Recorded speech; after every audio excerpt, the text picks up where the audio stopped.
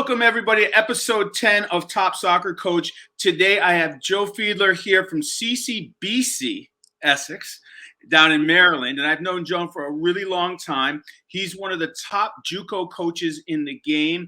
Just a little bit about Joe. He's been to the national championship numerous times. I have it written down here somewhere. I think it might be 8 times. Is that it, Joe? 6 out of 10 years. 6 out of 10 years, 2 of those to the national final, numerous times, obviously, district champion, region champion, all sorts. And I've had the pleasure of going down to play you down in Maryland, and you beat me quite a few times here up in New York. I remember you beat us at Manhattan College, and I think the very first time we played you, you beat us down there in Maryland. So we've always had a good relationship. And I really want to focus today on your program and what you do, and to bring a little bit of light into for people who aren't familiar with JUCO, like what an interesting place JUCO soccer can be. All the way from interesting, from we don't always have the budgets, we don't always have the travel, we don't always have everything the NCAA has. And we have such a wide variety of players. We could have any level to the highest level in the country. So it's just a really interesting mix. So welcome to the show, Joe. I really appreciate having you on. Thanks for having me. Appreciate it. No worries. So listen, let's talk about CCBC Essex. Like you first started off in your coaching career. Did you start off as a high school coach where you had some success? I coached at Lock Raven High School in Baltimore, Maryland, which was in Baltimore, it was a 1A school for 15 years. We had a little bit of success, won a state championship, went to the state finals 2 or 3, 4 times, went to the state semifinals a bunch. A lot of fun, but it was time to move on. Listen, that's not a little bit of success. That's a lot of success. So that's really, really good. So you moved on to CCBC, and what's there's quite a few schools in Maryland that are JUCOs, and you've been able to consistently stand out as the top JUCO in Maryland. How did you build it? Was it like that when you got there, or did you have to build it that way? So CCBC used to be the old Essex Community College.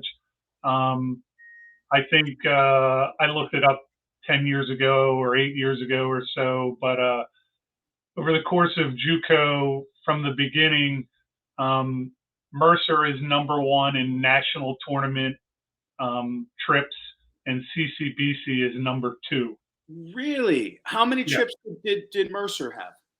I don't remember that, but I do remember that over the course of the years, Essex, they won a national title in the 70s. Their coach went on to UMBC and has been there ever since. Wow. Pete Caringi. We've had a lot of success. Actually, the boy that was drafted number 1 out of Maryland played at Calvert Hall High School, which their coach coached at Essex before I was here. Richie Zinkan does a great job now back on the high school scene. So Essex has had some really good players and some really good coaches over the years.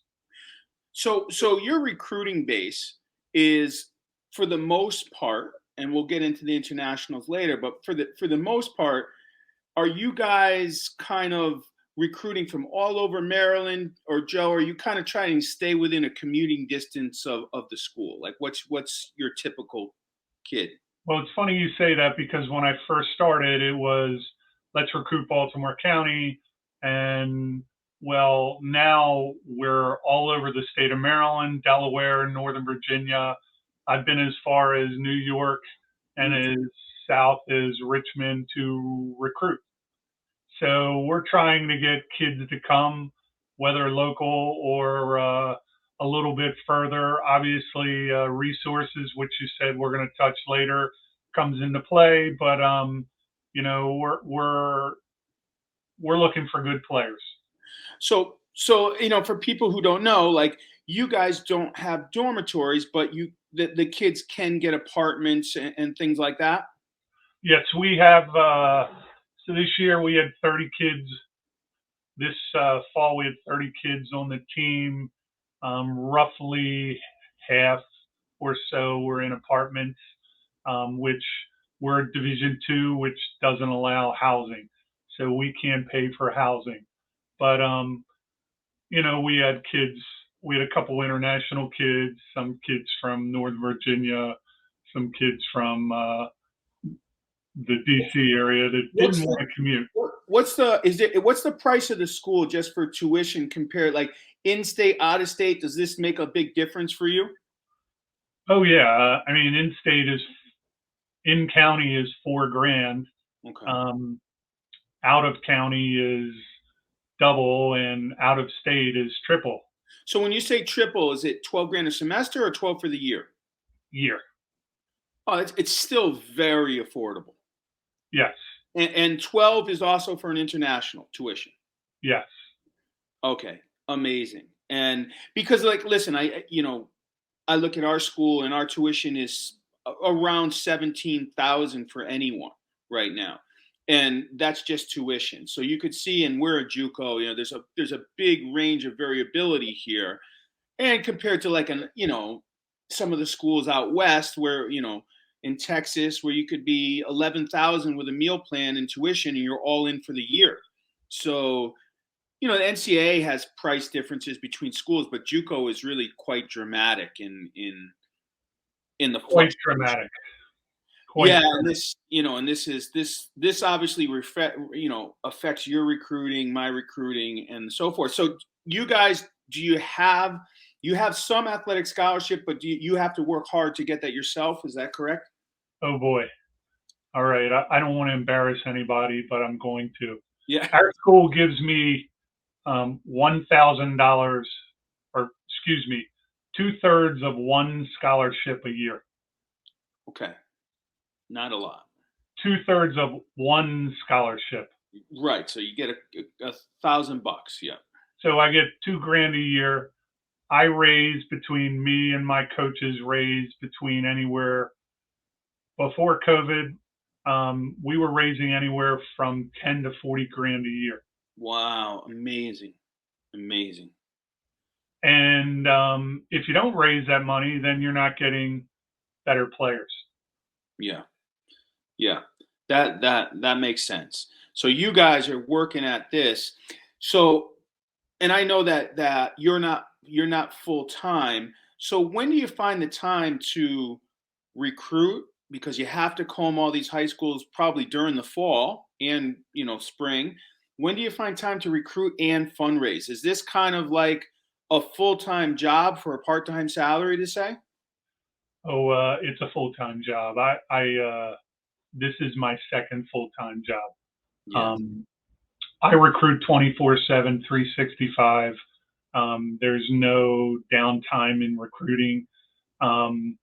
Before COVID, our athletic director was really good. He would rent out the facilities for different events, and I was flipping burgers. I was doing anything I could to raise money for our program. And fortunately or unfortunately, again, if you don't have that money, you're not going to survive and get players. So we've done a little bit of everything. We run a high school summer league. We flip burgers. We do a lot to raise funds for our team, and all of that money directly goes into scholarships for players. Yeah. Scholarships, some kids may get a very little bit, may get books, but they're getting some sort of money to offset costs. Mm. Um, really incredible. If I'm a player in your program, I'm going to personally thank you for doing the work you do, because that is above and beyond. That for me, that's special, and that's why I think it's nice to talk about some of the JUCO programs. And because a lot of times if we say the name of your school, me personally, I'm just equating that with one heck of a team and one heck of a product, and you as a great coach, but that's not, behind the scenes, it's so much more difficult that no one gets to see. Um, So, just an example, before COVID, our school hosted football games, hosted soccer matches, hosted indoor track. I think there were 7 or 8 Fridays in a row where I was selling concessions at an indoor track.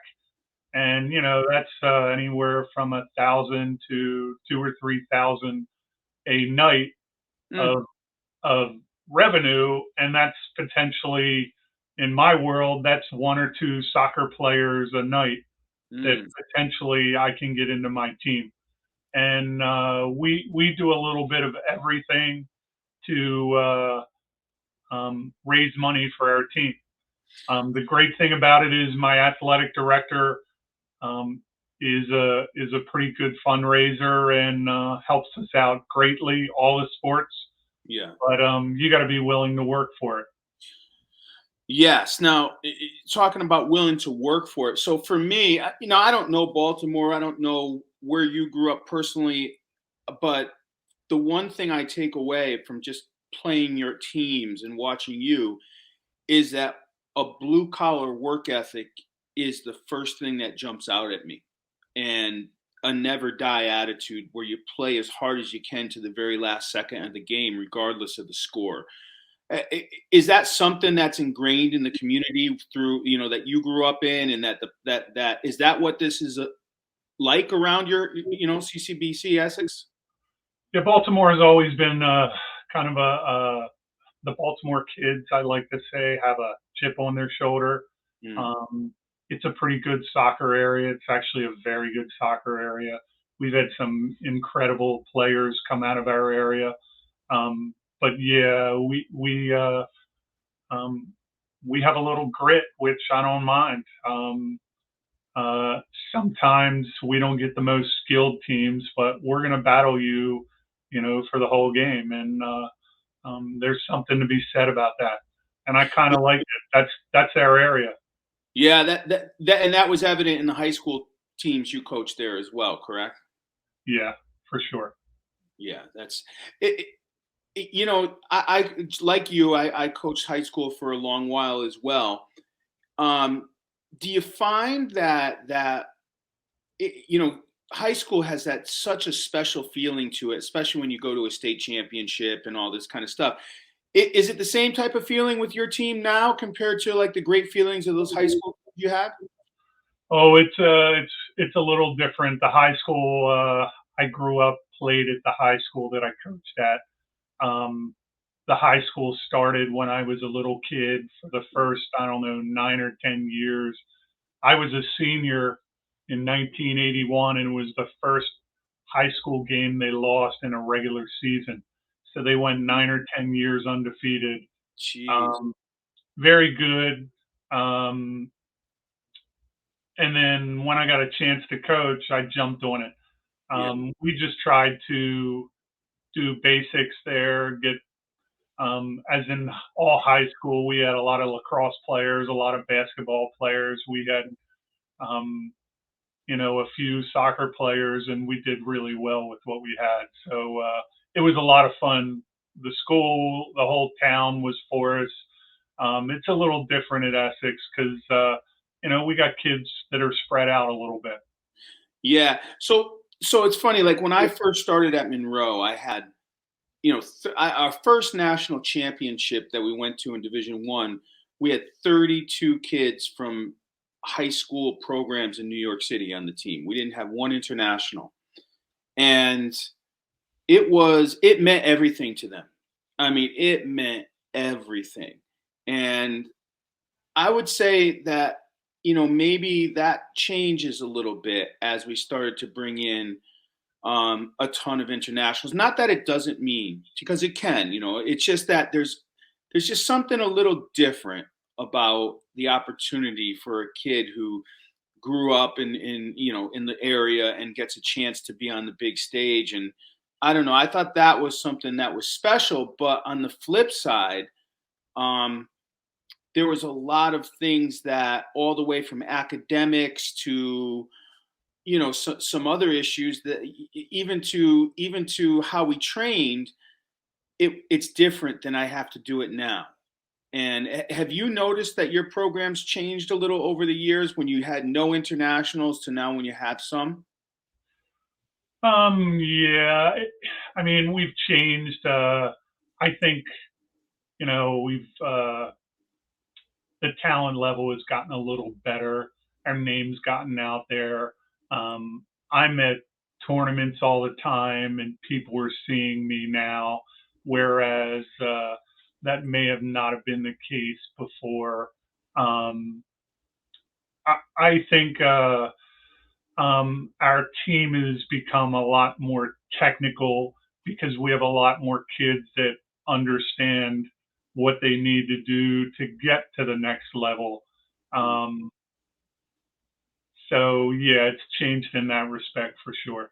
How about also in the respect of like, so when you have all your players from Japan and so forth, like before you might have kids on your team who work three jobs and they play soccer as well. Has that been a little bit different now where you have some kids who are just playing soccer?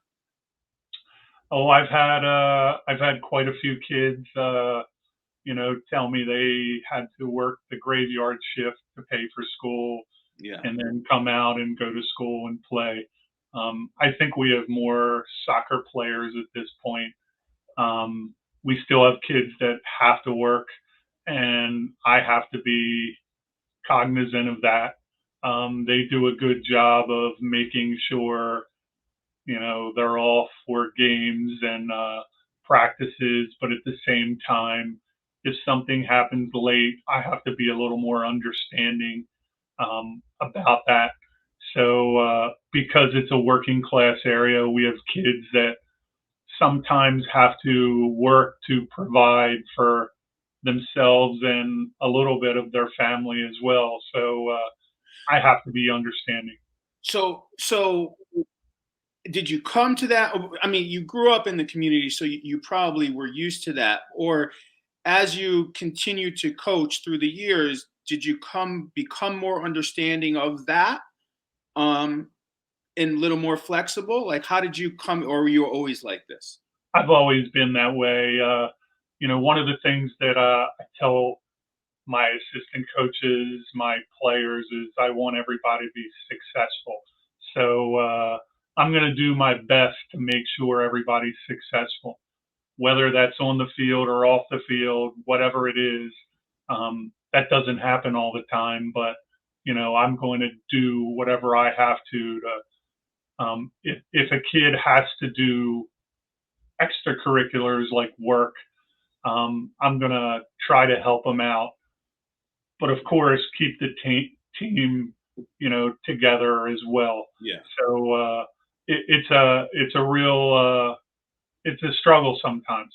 So it's funny. So I don't have a rule book. Like I don't sit my guys down with a rule book and say, "Here's the rules, and if you do this, this is the consequence." I don't like to back myself into corners with those types of things.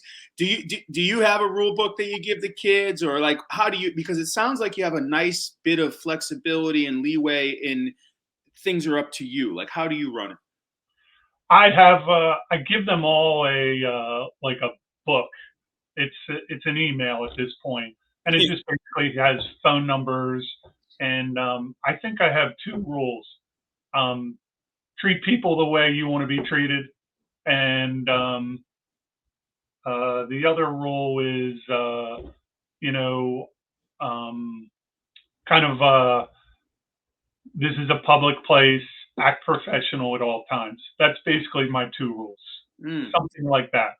Nothing major, but if it's not good in public, it's not going to be good on our team.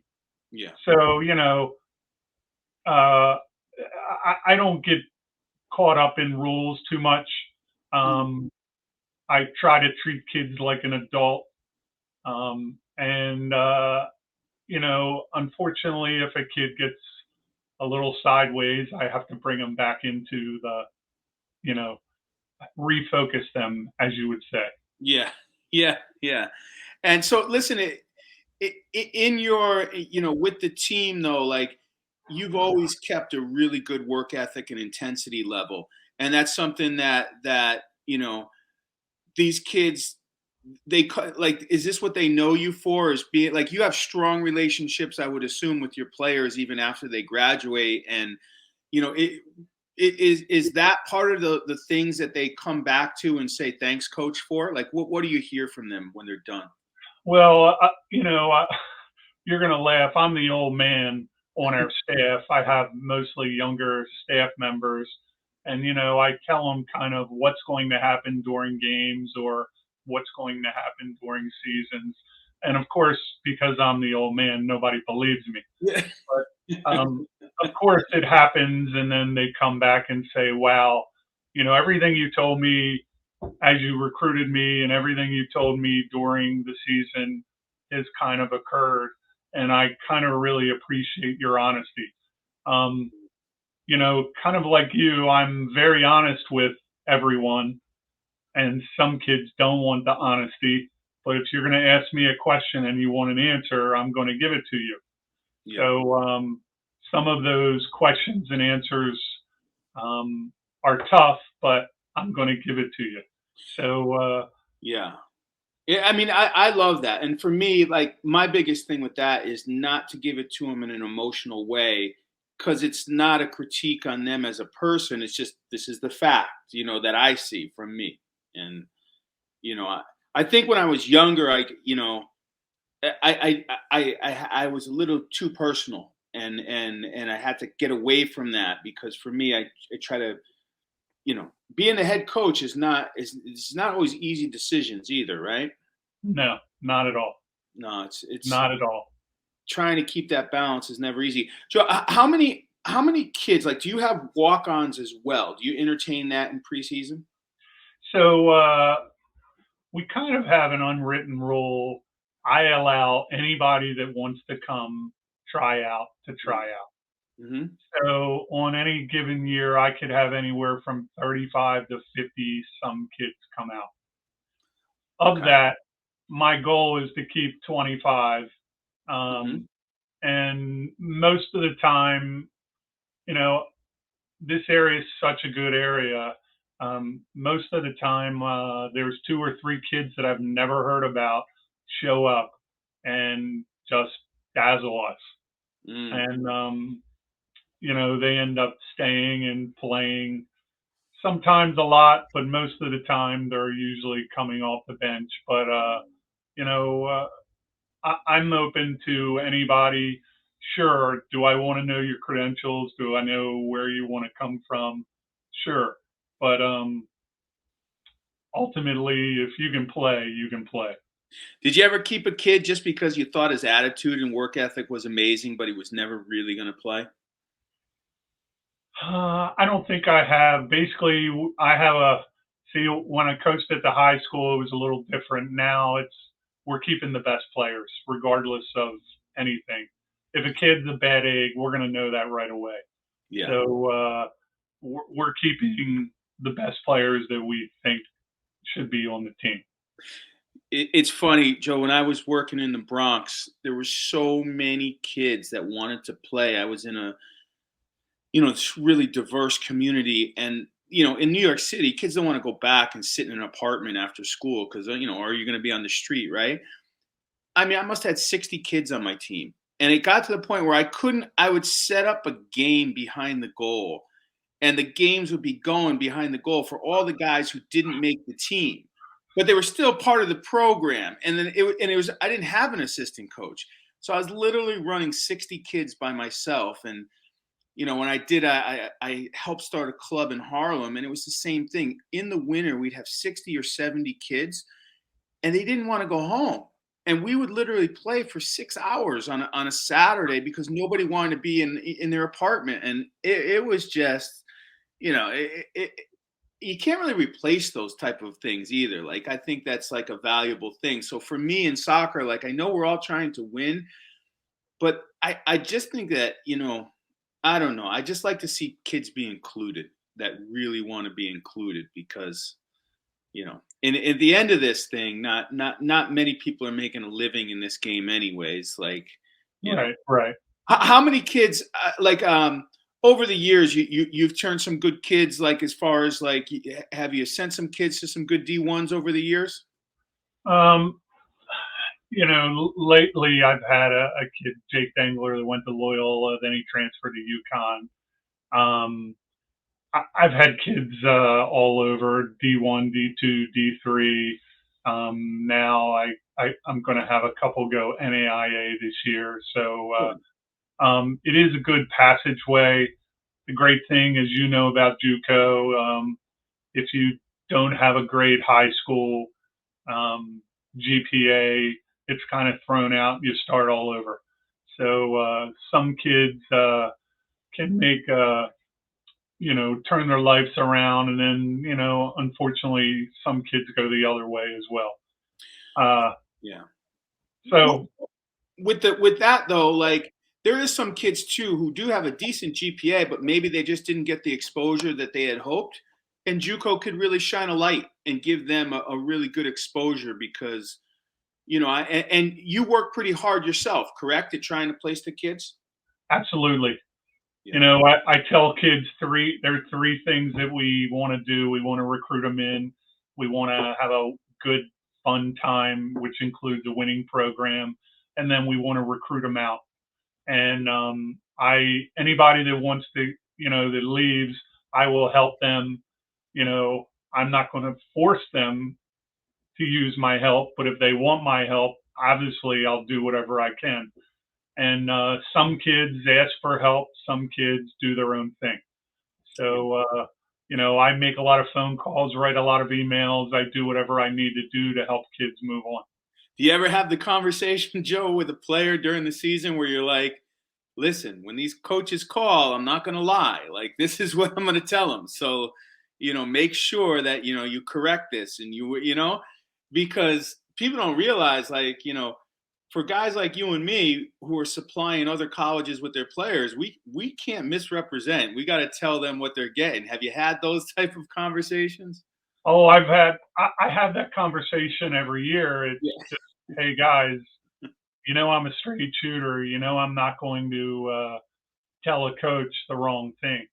So, I'll help you do whatever, but I'm not going to tell them you're the next Pele and you're not, because that just makes it bad for me. Yeah, it's so interesting that, for me, I always tell play, and this is the hard part, was sometimes a player will see themselves at a certain level and we'll see them at another level. And having that conversation, and I don't want to call it a reality check, but like, is not always the easiest thing. And I always kind of phrase it to them that, this is my opinion. Maybe another coach would see it another way, but this is my opinion. This is where we sit. And I think as the levels go up, you know, it's this is part of our job too, right? And that's kind of the hard part of Yeah. delivering that. Yes, exactly. And it goes back to what I was saying earlier. If you want me to answer the question, I'll give you a straight answer. Some kids want to hear it and some kids don't. Yeah. Joe, So, because you've been to so many national championships, and I know your last two national championships were really, really good. Have you learned anything as a coach how to navigate the tournament a little bit over the years? well, the last two, we were lucky to be seated in the top four, and that seeding is huge. Huge. It's huge because you get that bye in between. Without that bye, it's tough. And let's not kid anybody, it's very tough. It's very Two hard. games, it's very hard. 2 games in 2 days, no rest. It's not easy. So yeah, well, we've been fortunate. We've been this fall we were seeded one, and last spring we were seeded two. So we were able to get that day off, and boy, was it a plus. Yeah, and people don't realize that it's not just a plus physically. To mentally get ready for two games in a row within 24 hours is exhausting. Yeah, we were lucky enough to make it out of the group both days, and then you get a day between the group play and the semifinals, and then you're playing the finals both times we played the finals less than 24 hours after the Oh, semifinals. oh, So, the first time both games were in Wichita. The first time, Wichita, the one game it was probably 120 on the turf. And then, this fall, it was actually pretty nice. It was probably 50 or so at game time, which was nice. But that day of rest really, really, really helps. yeah. I mean, it's massive for me. I kind of always had the uh, whenever I go to the tournament, I always wanted my guys to have a lot of downtime without cluttering up with team meetings and tactical breakdowns because I really felt the mental fatigue of the tournament. Like when you go to that banquet in the beginning, everyone's dressed up and psyched up and full of energy. And by the end of the week, everybody's gone home, including all the 4-year college coaches who want your players. And it's just you and the other team, and everyone's virtually exhausted, right? Yeah. It's like blood sport, but in JUCO soccer in a sense. Yeah. We don't do a whole lot of meetings. We kind of keep them to a minimum, like you said. We don't want to clog kids' heads. Yeah. We just want them, to rest and enjoy the moment. Yeah.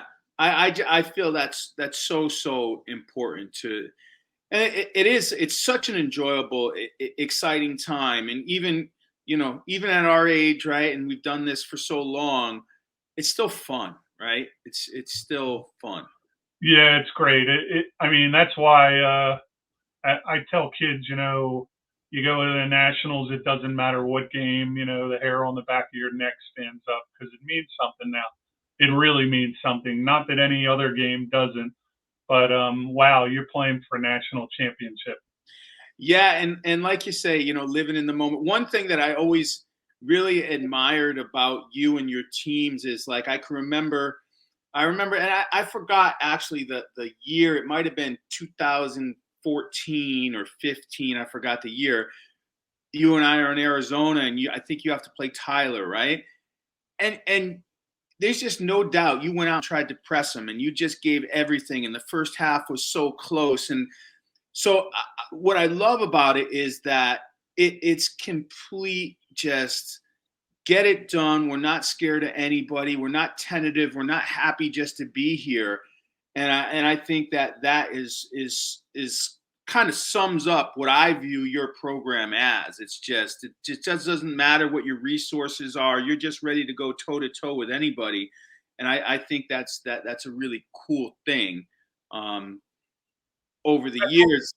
I appreciate that. I really do. We try. We play hard. We play very hard, and I appreciate the compliment. Yeah, it's funny because I was interviewing Dean Koski from Lehigh, not too long ago, and he's the same way. And he's playing Maryland and he's playing Pitt, and he's at Lehigh, and they do very well. And he just and what that's great. I love the fact that he's out there playing the top team or two teams in the country, and who have fundamentally every advantage over him. So that's really good. And listen, I still am never going to forget. I was so disappointed the first time we go and play you, and you beat us, and it was such. Like you guys were so efficient. Is it? I got to ask you, is it something that you've always trained? Like, and I've noticed now though, like your players are a little different. Like back then, you were so good at and so precise in the counterattack. In 3 passes, you were down the field, and one of your 6'3" kids is heading the ball in the goal. And I'm like, that is really difficult to do. And you guys were so good at it. And I almost feel like now you do have a little different makeup of players. Like, is that something that you used to try to work on? Well, sure. I mean, let's face it. We're playing you guys. That game you're talking about. We're down 3-0 at half. I don't think we touched the ball in the first half. And basically, we screamed at our team to say, "Are we going to lose? What are we going to do at halftime? Are we going to go out there and just give them the game, or are we going to make a game of it?" So in the second half, I think we just pressed the crap out of you, and luckily we got a couple turnovers and scored a few goals. It also didn't hurt that your best player got a red, late in the game, which was, well, 2 yellows. But, you know, um, again, I think in my early days, we were a little less technical and a lot more, um, let's just say we put it out on the field and Yeah. we weren't as technical. Now we're recruiting kids that are a little more technical. They're still not afraid, but um, we can get out of a spot when we need to because they're technical. In the old days, we had to use what we had. We had physical power and speed. Now we have, I'm going to say, we have a little more technical. We have a little more IQ than we used to have. Yeah, listen, it's such an interesting thing when your player personnel changes like that because listen, I can remember a team in the ACC where the coach just took over and it wasn't his players, they weren't very good. They sat two lines of four and they only countered and defended and they made the tournament, right? But as the years went on, he brought in his own players and tried to expand the game, but the reality is they weren't quite good enough. And they actually did better in the first year by sitting back, and they haven't been able to have the success by expanding the field. And it's a really tricky situation, and that's why I mean you guys have done really well. The last 2 years have probably been your most diverse teams in terms of bringing internationals in, and you found a way to not disrupt anything. You made the national finals 2 years in a row, so you actually improved, and that's pretty impressive. And you know, to because you have a balancing act there, right, between the guys and these new guys. For sure. Well, before the last 2 or 3 seasons, we didn't have an international. If Right. we did have an international, they came on their own without me knowing. Yeah. Um, so we ran into a gentleman who, Japanese gentleman who, said, "Hey, I have some players," Right. and we've been very lucky. The Japanese kids are great kids. Um, they've taught us their culture a little bit, and we've taught them our culture a little bit. Um, but they've come here and they've been a great addition to our team. You Yeah. talk about technical. A few of the kids are, just Yeah. incredible with a ball. Not only that, they brought a different culture to a lot of the local kids. Hey, I'm not sitting in my room. I'm out here 2 days on the turf by myself. Plus, I'm going to practice at 4. Wow, So then the local kid is saying, what am I going to do to play when I got this kid out here 2 days, 2 times a day plus um, at practice? So now he's joining in because he doesn't want to get left far behind. And it's been a nice little culture change on our team. Yeah. The Japanese kids are great kids. I mean, on and off the field, there's no ifs, ands, or buts. Yeah. They're model citizens, number one. Not only that, they're pretty good soccer players, which is Yeah. which is a plus. Yeah. Absolutely. And, you know, I'm predicting after seeing all that the kids who are making an impact on JUCO, it's only a matter of time before this goes into the NCAA for these guys to get in there and make a bigger impact in the NCAA because it's going to happen because the quality is there and it's definitely going to happen in the next 2-3 years. I know that Daytona's winger, I think, signed for West Virginia just now, and I think that Cowley's Japanese center mid just signed for, I believe it was USF or UCF. It might be UCF. So next, you know, this is definitely, but this is a byproduct of the way people train in Japan with the game. Like they're training 3 hours a day, Yeah. and very good training as well. I mean, so the whole thing is it makes sense to me about why why the kids are so good when they put in that kind of an effort. Yeah, it's been fun for me. I mean, getting to know kids as well, but their work ethic is second to none. Yeah. Yeah. And listen, mental preparation, they're ready for anything. Mental preparation. I don't even have to address it. You ready to play? We're ready to play. Let's go. Well, think about it. I mean, their mental preparation, they left home, which is what, 3,000 miles away. They're here. This is what they want to do. So they're going to go out and perform. They're really tough kids. Yeah. They don't seem like it on the outside, but they're very tough kids. Yeah. Yeah. I've been very pleased with all the guys we've had over the years. Well, listen, Joe, I really appreciate it, and I think that this gives people some really good insight into JUCO and your school and you and who you are, and also what JUCO is about. So you know, I just think that sometimes people, even though JUCO's been around a long time, they don't really realize how valuable and how important JUCO sports and JUCO soccer is. I'm going to tell you, every kid that I've ever coached, when they leave, said, I can't believe how good JUCO is. Yeah. Yeah.